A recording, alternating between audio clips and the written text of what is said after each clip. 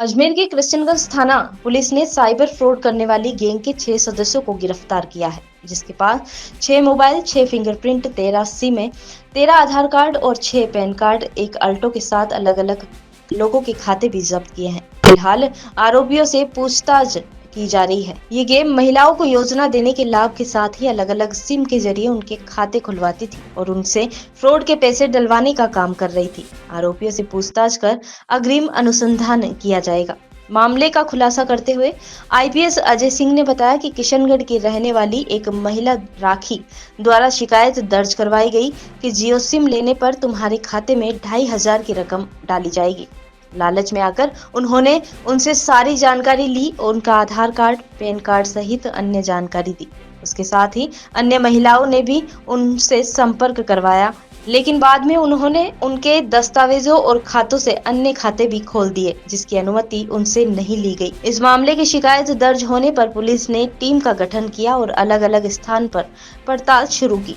तो सामने आया कि ये गैंग एक संचालित हो रही है, जो महिलाओं को गुमराह कर उन्हें अलग-अलग स्कीम देने का लालच देती है और उनके साथ ठगी की वारदात करती है और उनके बैंक अकाउंट खुलवाकर उनसे ठगी की रकम डलवा रही है। फिलहाल पुलिस द्वारा सभी आरोपियों से पूछताछ जारी है। पीएचक्यू का साइबर के अभियान चल रहा है, उसके अंदर एसपी मैम के निर्देशन में ये कार्रवाई की गई है, जिसमें किशनगढ़ में एक महिला की सूचना मिली कि एक गैंग ऑपरेट करती है जो कि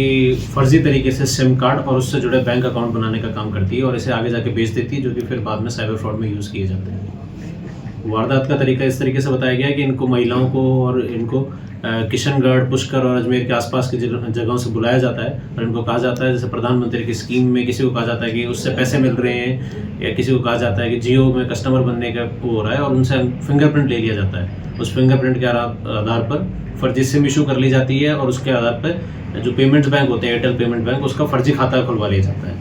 तो ये गैंग पहले नागौर में काम कर रही थी, पर वहाँ पे काम एयरटेल ने बैन करने की वजह से यहाँ पे शिफ्ट कर दी गई। तो अब यहाँ पे इस तरीके का इन्होंने कई सारे, अभी हम क्वांटिटी असेस कर रहे हैं कि कितने ज़्यादा फर्जी अकाउंट वगैरह खुलवाएंगे और इन्हें फिर आगे भेज दिया जाता है, जिससे फिर आगे साइबर अपराधी इन्हीं अकाउंट को, क्योंकि जिनके नाम के अकाउंट है उनको पता भी नहीं है कि उनके नाम से अकाउंट खुल गया, उनके नाम से सिम इशू हो गई और ये बाद में जाके साइबर फ्रॉड में यूज़ की जाती है और इसे म्यूल अकाउंट कहते हैं। ये म्यूल अकाउंट बनाने का काम कर रहे थे। सर, इसमें कोई शिकायतकर्ता मिला है, उसने क्या रिपोर्ट दी थी?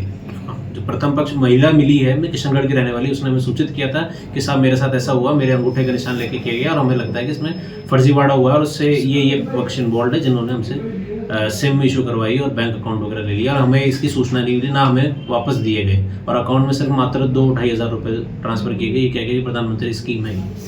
सर, ये जो महिला है उसके साथ में और कितने पीड़ित सामने आ गए अभी तक?